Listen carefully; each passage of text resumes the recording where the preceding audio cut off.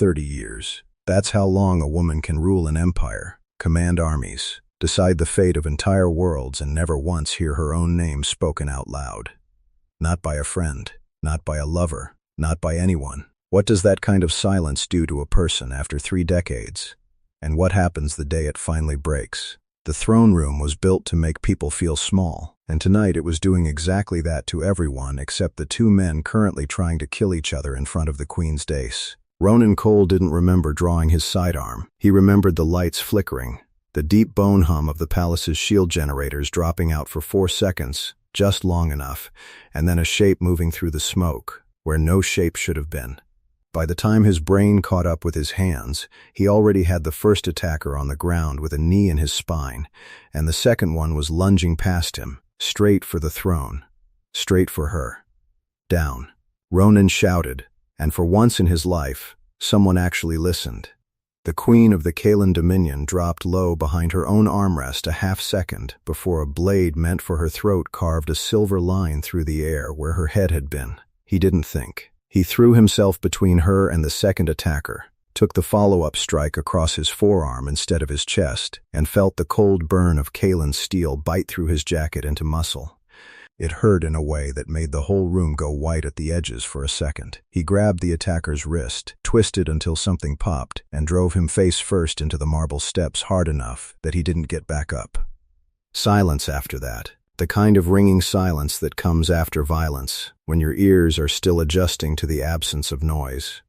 Guards flooded in 10 seconds too late, the way palace guards always seem to. They swarmed the 2 unconscious attackers, barking orders in the clipped, musical cadence of Kaelen military speech. Nobody was looking at the Queen yet. Nobody except Ronan, who was on one knee beside her, blood running warm down his wrist, asking the only question that mattered.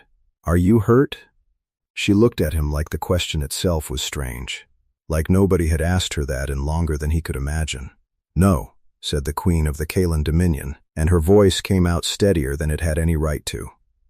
"You are, however."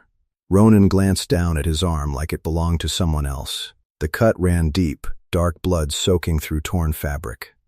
And the adrenaline was already starting to fade enough that the pain was becoming very real, very fast.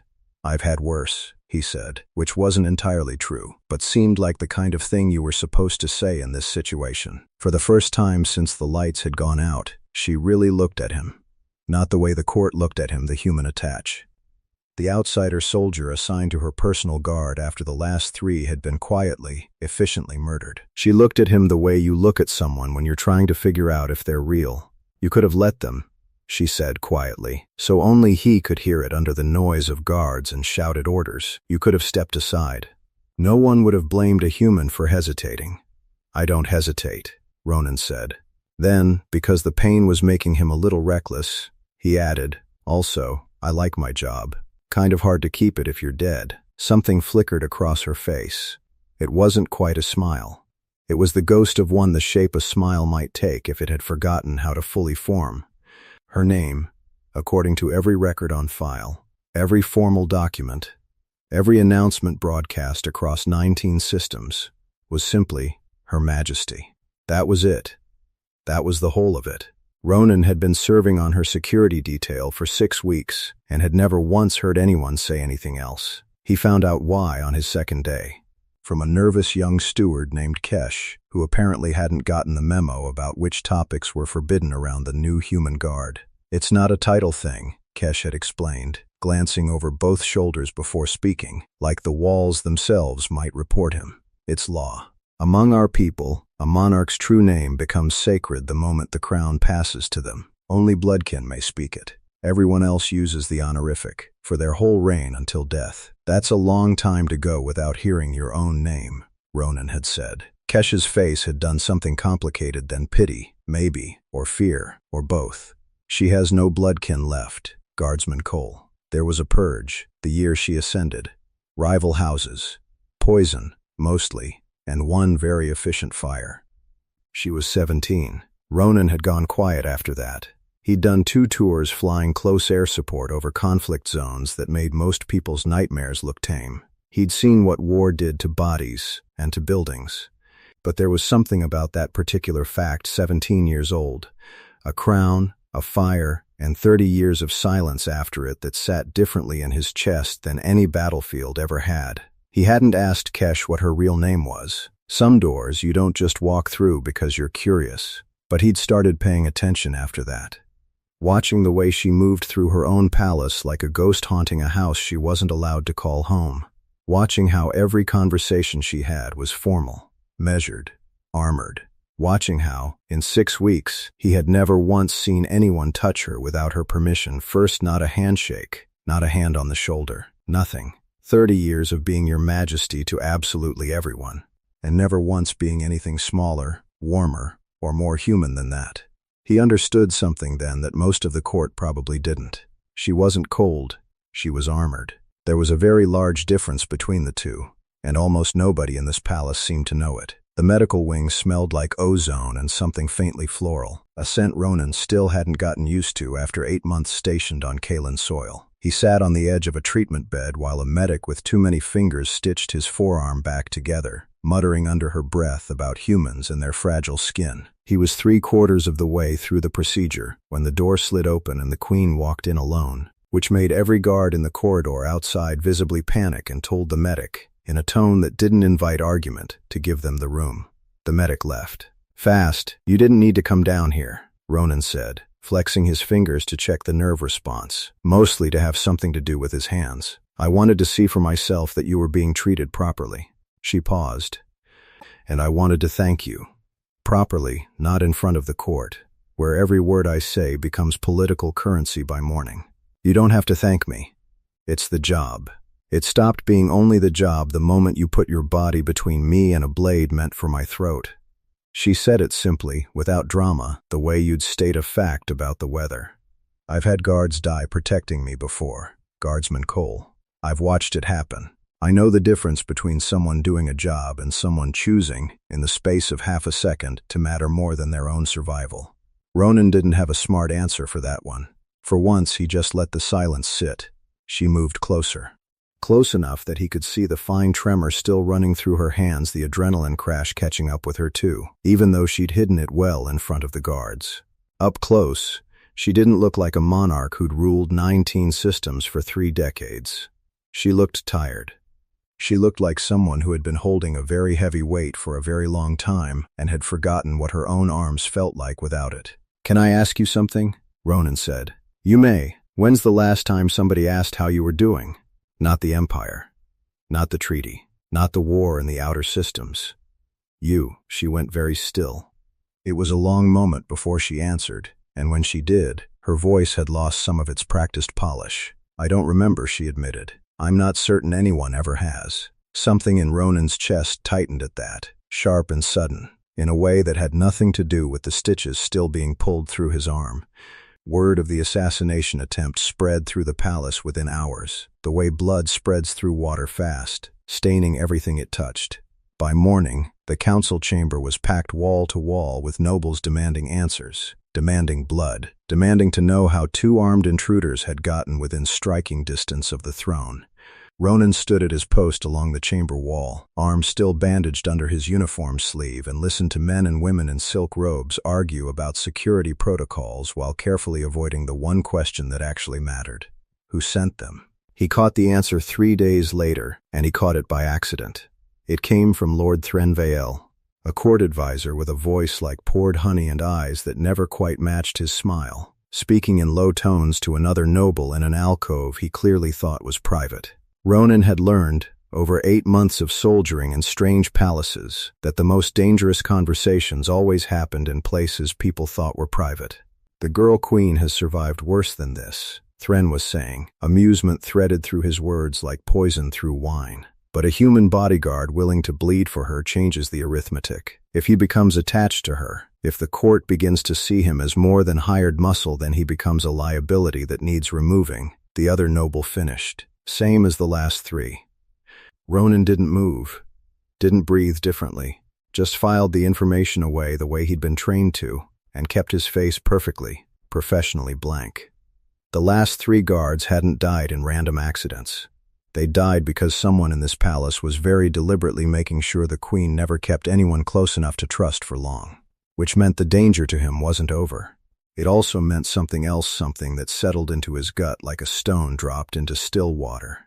If someone was willing to kill 3 guards just to keep her isolated, then whatever she represented to this court, whatever power the idea of her not being alone might threaten, was bigger than a simple security detail.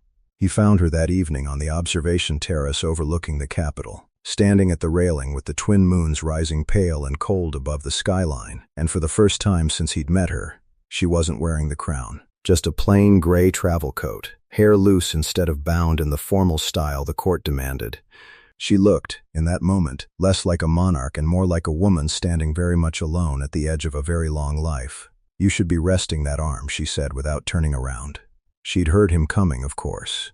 30 years of assassination attempts taught a person to always hear the footsteps behind them. I needed some air, a half-truth. He walked to stand beside her at the railing, keeping a respectful distance that felt somehow further away than it should have. "Can I tell you something?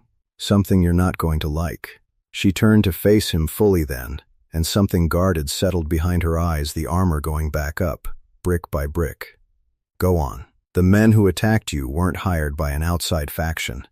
They came from inside this palace, and I don't think it's the last attempt you're going to face." He held her gaze steady. "I also don't think it's really about killing you at all. I think it's about making sure you stay exactly as alone as you've been for the last 30 years. Because someone in that council chamber understands something the rest of the court doesn't. And what is that?" Ronan hesitated for exactly 1 second, long enough to know he meant what he was about to say, and to know it would change something between them that couldn't be walked back. "That the day you stop being alone," he said quietly, "is the day you stop being easy to control." The wind moved between them, carrying the distant hum of the city below, and for a long moment neither of them said anything at all. Her expression didn't change, not in any way the court would have recognized as fear or surprise. But her hands, resting on the railing, had gone very still, the particular stillness of someone holding themselves together by sheer will. "You should be careful, Guardsman Cole," she said finally, so softly the wind nearly carried it away. "Men who say things like that to me have a habit of not surviving the season." I noticed. He didn't step back. "Doesn't change what I said." Somewhere below them, in the lit windows of the Capitol, an entire empire slept, unaware that its queen was standing on a terrace with a human soldier who had, without either of them quite realizing it yet, become the single most dangerous variable in 30 years of carefully engineered isolation, and the only person in that palace who looked at her like she was something worth protecting, rather than something worth controlling. She didn't say her name. Not that night. But for the first time in 3 decades, standing beside a man who had bled for her without being asked to, she found herself wanting someone to know it. The next attempt came 11 days later, and this time it wasn't a blade in the dark. It was slower than that. Quieter, the kind of danger that doesn't announce itself with flickering lights or drawn weapons, but instead arrives disguised as a headache that won't go away, and a cup of tea that tastes almost but not quite the way it always has. Ronan noticed it before anyone else did, because he'd made it his business to notice everything about her, whether or not that was strictly part of the job description anymore. It started with her hands. She'd always had a particular way of holding a data tablet during council sessions, steady, precise, the practiced stillness of someone who'd spent 30 years making sure her body never betrayed a single flicker of doubt in front of people who were constantly hunting for one. But on the 12th morning after the terrace conversation, Ronan watched her hand tremble, just slightly. As she reached for her cup during the morning briefing, she caught it fast, steadied it before anyone else in the room registered it happening. Anyone else. Not him. He didn't say anything during the session. He waited until the chamber cleared, until the last advisor had bowed his way out the door with that oily little smile Ronan still hadn't learned to trust. And then he crossed the room and picked up her teacup before she could stop him.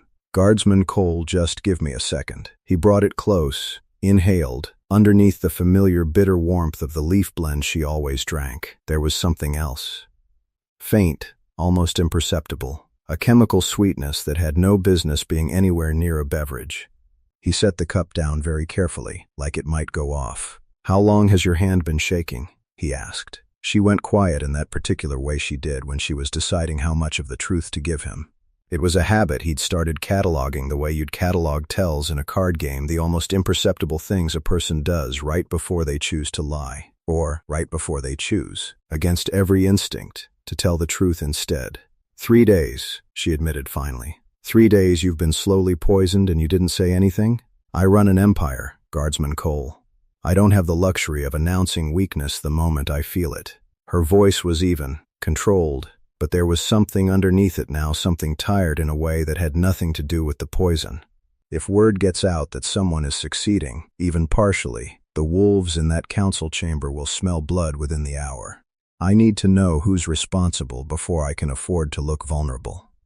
Ronan understood the logic. He hated it, but he understood it. That was the strange, aching core of what he was starting to feel for her, not pity. Never pity. She'd have thrown him out of the palace for pity, but something closer to fury on her behalf. Fury that a woman who'd survived a childhood massacre, 30 years of ruling alone, and at least 4 assassination attempts he knew about, still had to calculate the political cost of admitting she was hurting. If you've ever had to smile through something that was quietly killing you because showing the crack felt more dangerous than the wound itself, you already understand her better than half this court ever will. Here's what's going to happen, Ronan said, and something in his voice must have carried more command than he intended, because she actually looked up at him with something like surprise. You're going to let the palace physician run a full toxin screen, quietly, tonight, and you're going to let me handle finding out who's behind it. That's not a request. You forget yourself, she said, but there was no heat in it. If anything, there was something almost like relief hiding underneath the words, the particular relief of a person who has spent 30 years being the only one making every decision, finally being told, gently, that they don't have to carry this one alone. I remember exactly who I am, Ronan said. Someone whose entire job is making sure you're still breathing tomorrow. Let me do that job. The physician's report came back that night, and it was worse than either of them expected. A slow-acting neurotoxin, native to the southern continent, administered in small doses over what the physician estimated to be at least 2 weeks. Not enough to kill outright, not yet, but enough to weaken her, cloud her judgment during council votes, and eventually, if left untreated, stop her heart in her sleep in a way that would look, to any outside observer, exactly like natural causes. Someone had been poisoning her slowly enough that even she hadn't caught it. Someone with access to her private kitchens, her tea service, her most intimate daily rituals. Someone close. Ronan spent the next 4 days working the problem the only way he knew how, not through court politics, which he had no patience for and even less skill at, but through the quiet, methodical process of elimination he'd learned doing recon work long before he'd ever set foot on Kaelen's soil. Kitchen staff rotations, tea service logs, who had access, and when, and who had motive to want an isolated, friendless queen quietly removed from a throne that a lot of very ambitious people wanted for themselves or their favored candidates. The trail led, infuriatingly and predictably, back to Lord Thren Vale. Not directly. Thren was too careful, too polished, too used to keeping his hands clean while other people's hands did the bleeding. But one of the kitchen stewards, a nervous young man named Farrell, who'd been slipping something into the Queen's private tea stock for 2 weeks, folded almost immediately once Ronan cornered him in a supply corridor and made it very clear that cooperation was going to be significantly better for his continued health than the alternative. Farrell hadn't wanted to do it. That much was obvious in the way his hands shook worse than hers ever had. But Thren held debts over his family, old debts, the kind that could end in ruined lives or worse in fear. It turned out, was a far more reliable poison than the one in the tea. He said it wouldn't kill her, Farrell whispered, tears cutting tracks down a face gray with guilt. Just weaken her. Enough that the council would start asking whether she was fit to rule alone. Enough that they'd start pushing for a regency. And Lord Vielle has been positioning his nephew for that regency for over a year. There it was. The whole rotten shape of it. Not an assassination at all. Not really, something slower and in some ways crueler. A plan to erode her, piece by piece, until the empire itself decided she was too fragile to sit on her own throne. Until 30 years of surviving on her own strength could be quietly, bureaucratically taken away from her by men who'd never once had to bleed for anything they wanted. He found her in the private garden that night. The one hidden behind the east wing that almost nobody on staff seemed to know about. She was sitting on a stone bench beneath a canopy of pale bell-shaped flowers that only bloomed after dark, and for once, she wasn't holding a data tablet or a report, or any of the armor she usually carried into every waking moment of her day. She was just sitting there, looking, for the first time since he'd met her, genuinely young. Like the 17-year-old girl who'd inherited a crown out of a fire, still living somewhere underneath 30 years of practiced composure. "I know who's responsible," Ronan said, sitting beside her without asking permission, which 8 months ago would have gotten him formally reprimanded and now barely earned a raised eyebrow. He told her everything. Thren, the nephew, the slow calculated cruelty of a plan built not to kill her but to make an entire empire believe she was too weak to rule. She listened without interrupting, her face carefully still, and only when he finished did something shift behind her eyes, not shock, but something colder and more familiar. The particular exhaustion of someone who has learned, over 30 years, that betrayal from people close to the throne isn't the exception. It's the pattern. "He'll be dealt with," she said quietly. Quietly, and permanently. "That's simply how this works." "I know." Ronan studied her profile in the moonlight, the sharp, composed lines of a face that had learned to give away nothing, and underneath it, the tiredness she never let anyone else see. "But that's not actually what's bothering you right now, is it?" She was quiet for a long moment. The night flowers released something into the air, faint and sweet, and somewhere beyond the garden wall the city hummed on, oblivious. 30 years, she said finally. 30 years, and I still can't tell the difference between someone who serves me because they believe in the Empire, and someone who's simply waiting for the right moment to profit from my death. I've built an entire life on that inability to trust. Guardsman Cole. It's the only reason I'm still alive. She turned to look at him, and there was something raw in her expression now. Something she usually kept locked far behind the crown. And then you arrived. And every instinct I've spent 30 years sharpening tells me I should be more careful around you than anyone. And instead I find myself wanting exactly the opposite. Ronan's chest tightened in a way that had nothing to do with old wounds or new poisons. "Then don't fight it," he said quietly. "Not with me. You don't understand what you're asking. Then explain it to me." She looked away, toward the flowers, toward anything that wasn't his face. "Every person who has ever gotten close to me has either died for it or used it against me. My parents, my guards.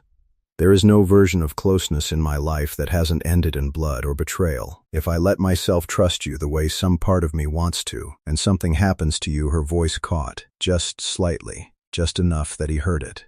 "I don't know that I survive that, and I have an empire that requires me to survive. Sometimes the most dangerous thing you can offer someone isn't a weapon. It's your undivided attention. For a woman who's spent 30 years being reminded that closeness gets people killed, that might be the single hardest gift in the galaxy to accept." Ronan reached over, slowly, giving her every opportunity to pull away, and covered her hand with his. She didn't pull away. "I'm not going anywhere," he said. "Not because it's the job. Because I choose to be here. Every single day, that's a choice I'm making, and I'll keep making it for as long as you'll let me." For a long moment, neither of them moved.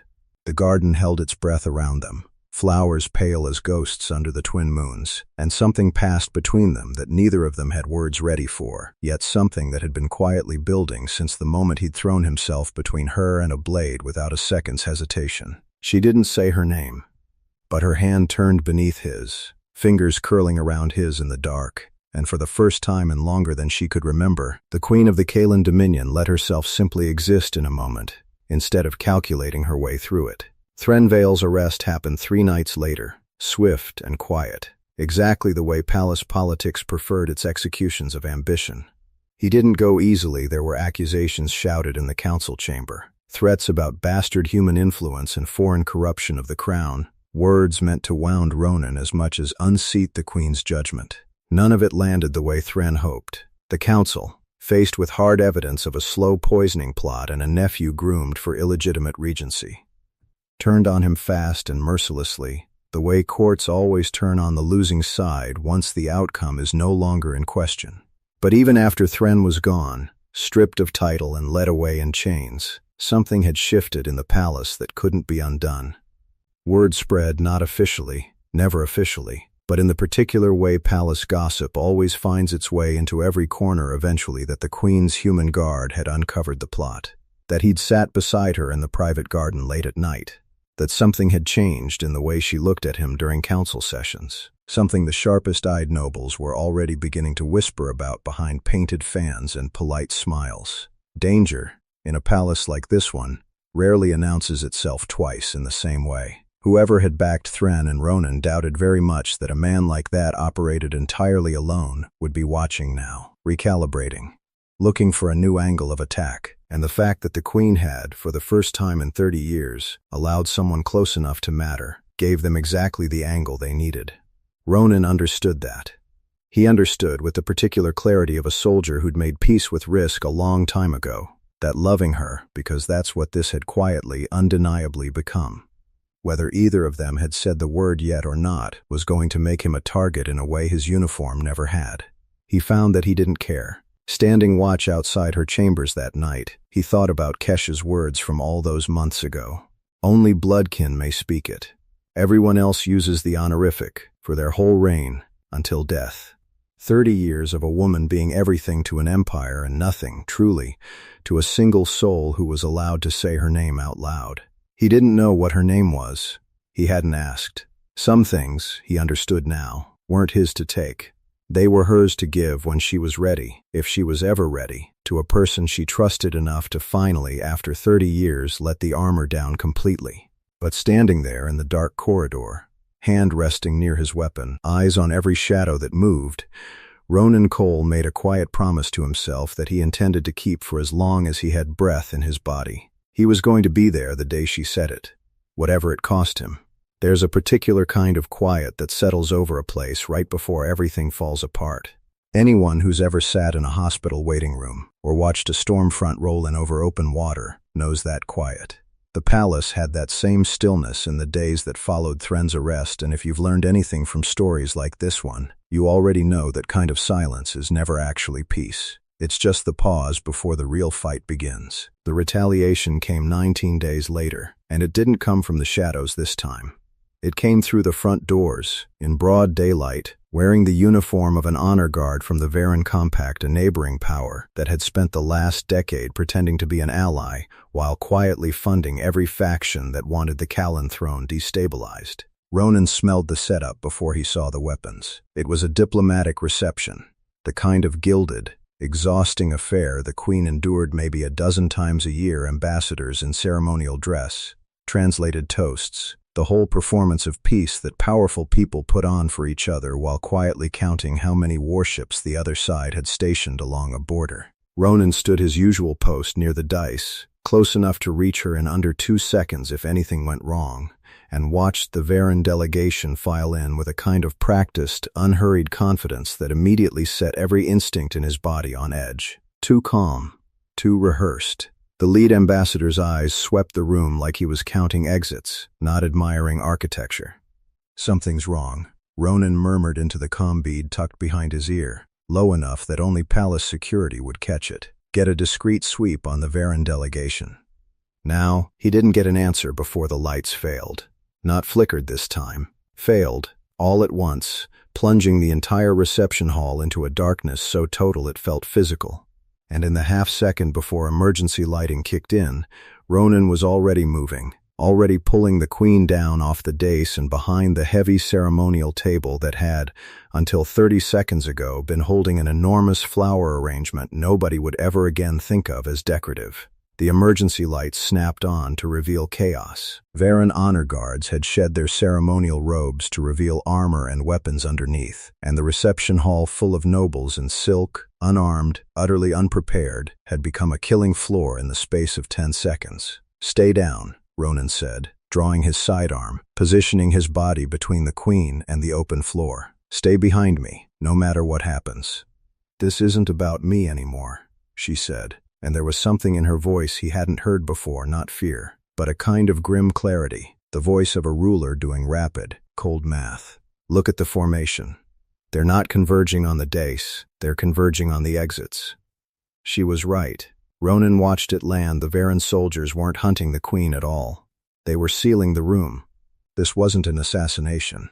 It was a hostage operation, and every noble, every advisor, every foreign dignitary trapped in that hall had just become a bargaining chip in something far larger than one woman's throne. "They want the whole council," Ronan said, understanding hitting him like cold water. "If they walk out of here with the entire Kaelen leadership as hostages, they can force any terms they want. Territory, treaties, your abdication. Then we don't let them walk out," she said. And there was steel in it now, the particular steel of a woman who had survived a childhood massacre and had absolutely no intention of letting this be the ending of her story. Ronan had exactly one advantage in that room, and it wasn't his weapon. It was the 8 months he'd spent quietly memorizing every service corridor, every maintenance hatch, every architectural weakness in a palace that had been designed, generations ago, with exactly this kind of siege in mind. Old buildings built by paranoid rulers always had more doors than anyone advertised. "There's a service passage behind the east tapestry," he said, already scanning the chaos for a path. "Leads down to the old guard barracks. If I can get you and the council through there, palace security can seal this hall from outside and box the Varen team in. And if you can't get everyone through in time, then I buy the time."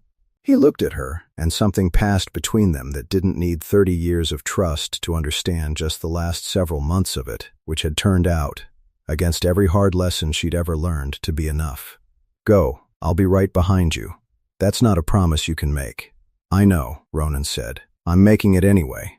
What followed was the kind of controlled chaos that Ronan's training had built him for, and that nothing in her 30 years of political warfare had ever quite prepared her for, not because she lacked courage, but because courage on a battlefield and courage in a council chamber are cousins, not twins. She moved fast anyway, gathering council members with a commanding, unshakable authority that had every noble in that hall falling into line despite gunfire and panic, herding them toward the tapestry while Ronan held the gap behind them. He fought like something out of an old war story, and he'd deny that description forever if anyone ever used it to his face. But it was the truth. 3 Varen soldiers went down in the space it took the last council member to duck through the service passage, and Ronan took a graze along his ribs that he wouldn't fully register until much later, adrenaline burning too hot and fast to let pain catch up in the moment. The passage door was sealing heavy, reinforced.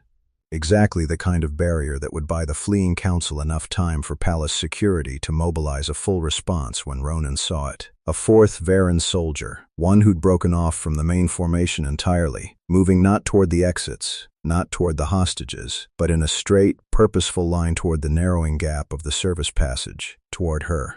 He didn't have a clean shot. Too many bodies still moving between them. Too much smoke curling from a small fire that had caught near the overturned refreshment tables. So he did the only thing left to do. He ran.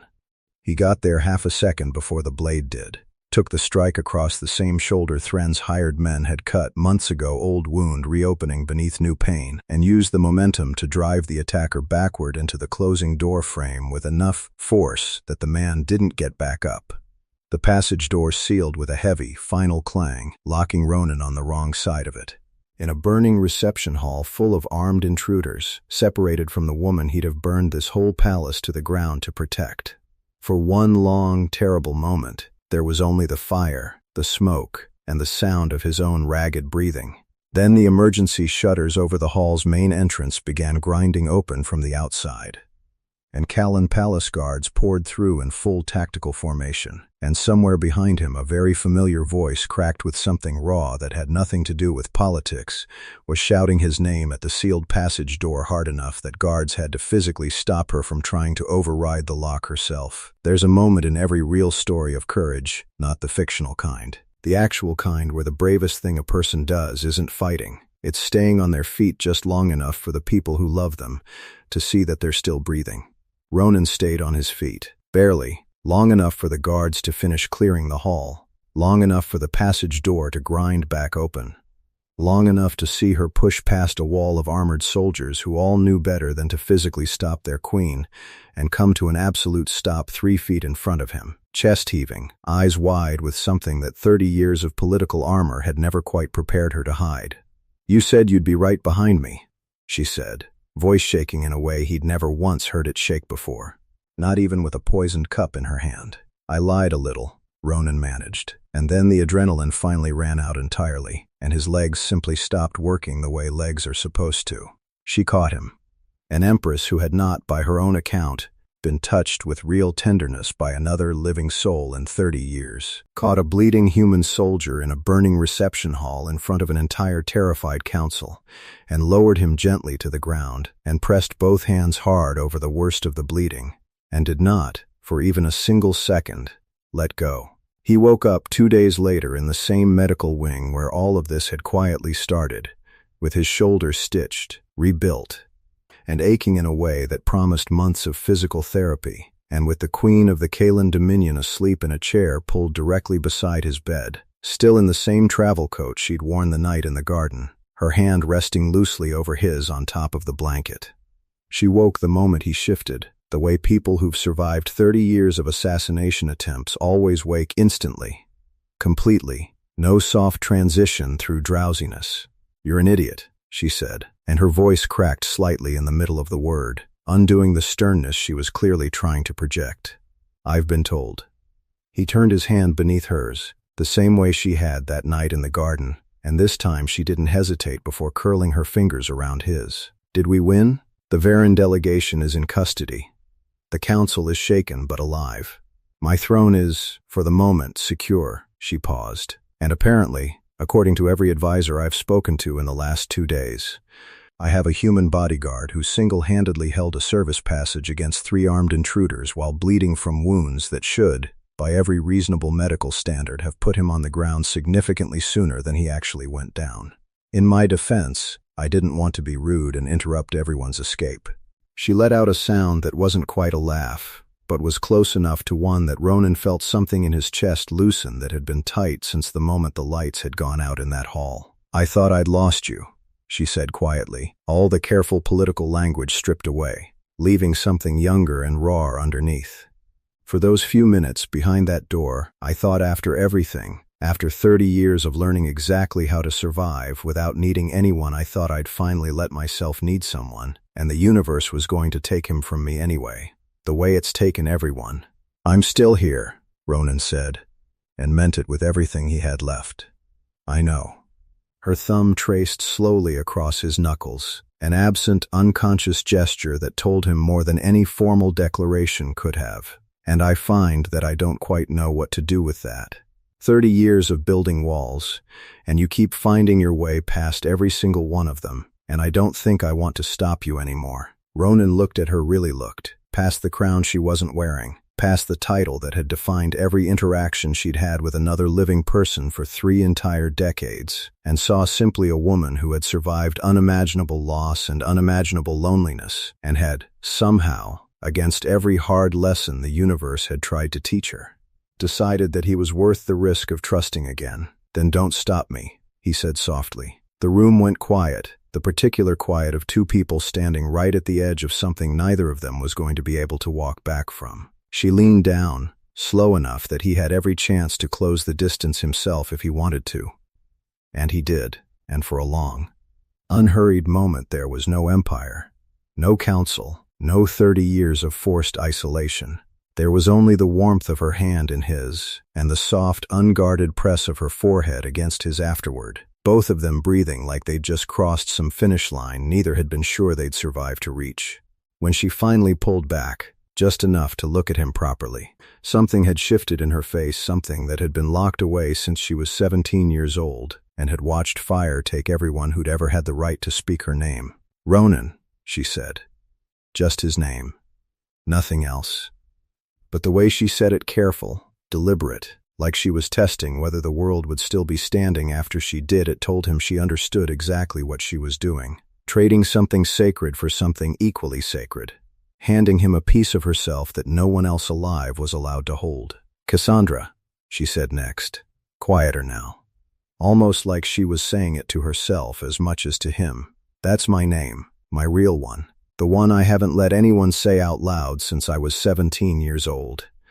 Ronan felt the weight of it settle over both of them, 30 years compressed into a single word, finally spoken, finally shared with someone she trusted enough to let it exist outside the locked vault she'd carried it in since childhood. "Kessandra," he repeated, gently, like something that might break if he said it wrong. And for the first time in 30 years, not the practiced curve of diplomatic courtesy, not the careful, measured expression she wore for councils and treaties and enemies pretending to be friends, Kessandra smiled. A real one, small and a little uncertain, the smile of someone relearning a muscle she hadn't used in decades, but entirely, undeniably real. He'd called her by her name. And after 30 years of silence, for the first time, she smiled. There's something worth sitting with in a story like this one. Power can buy a person almost anything, armies, thrones, entire systems bent to their will, but it can't buy the sound of your own name spoken by someone who actually means it. Sometimes the bravest thing in the whole story isn't the fight in the burning hall. It's letting someone close enough, after 30 years of good reasons not to finally say your name and meaning it back. If this story pulled you in the way it pulled me in while I was building it, do us a favor, hit that like button, share it with someone who loves a good slow burn HFY story, and subscribe to HFY Soundscape so you don't miss the next one. We've got a lot more stories like Kessandra and Ronan's waiting to be told, and honestly, we'd love to have you here for all of them.